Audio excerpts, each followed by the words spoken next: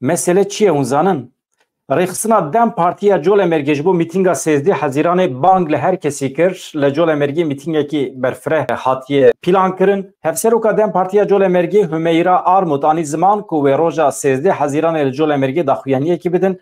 Bang li her kesî kirin ku tevlî vê mîtingê bibin. Tayînkirina qeyûman êrişa li dijî vîna gel û nirxên gele. Tayînkirina qeyûm carekê din demokrasî birîn kirine, çi birîn kirine? Kuştine ya. Li Kurdistanê polîtikaya hukuka metingerî û dijminahiyê heye.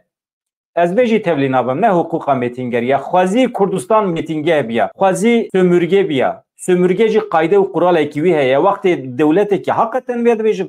Ez dixwazim ji hemî Kurdan rêca êdî Kurdistan ne metinge he. Ji bo ku deverekî bibe metinge yani bibe sömürge ew der divê nasnameyekî wî hebe dewletekî serdest diçe wê derê dibêje arkadaş ez hatime welatê te heye, axa te heye, hebûna te heye, tu heyî nasnama te heye ez vê derê dagir dikim. Dagirkerî heye. Ama li Kurdistanê dagirkerî tune ye. Li Kurdistanê înkarkirin kuştin qetliyam heye. Kuştin ne tenê kuştina fîzîkî. Mirov tenê ji fîzîka xwe pêk naye. Mirov ji nasnama xwe pêk tê. Nasnama çand û kültûrî. Dewleta ku were wê derê çand û nasnama te tu nebike. Nasnameya te ya kültûrî ya olî yan jî ya her tiştî. Wextê tu nebike tê wê manê qirrate aniye. Ji ber vê yekî Kurdistan ne metinge ye. Tiştekî wisa tu ne ye. Tekîliya me ya dinebera dewleta Tirkiyeyê bi şiklekî din ji nû were nivîsan. Kurdistan sömürge mümürge nine tiştekî wisa tu ne ye. Welatên Ewropayê wextê çûn Afrikayê wextê çûn Latin Amerikayê wê derê kirin metingeriya xwe qayde û quralekî wan hebû.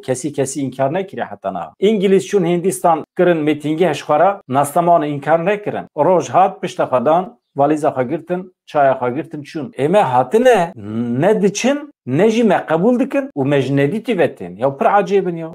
Hakikaten bune bela ya bune xwîn ketine derê Kurda. Siyasetmedarê me dest pê kirine polîtikayekî ezber heye. Hukuka metingeriyê. Hukuka metingeriyê li Kurdistanê xwezî hebiya. Tune. Hevşaradara Colemergê viyan tekçe jî anî ziman ku tayînkirina qeyûm dijminahiya vîna jin û ciwanan e. Tu xwe de.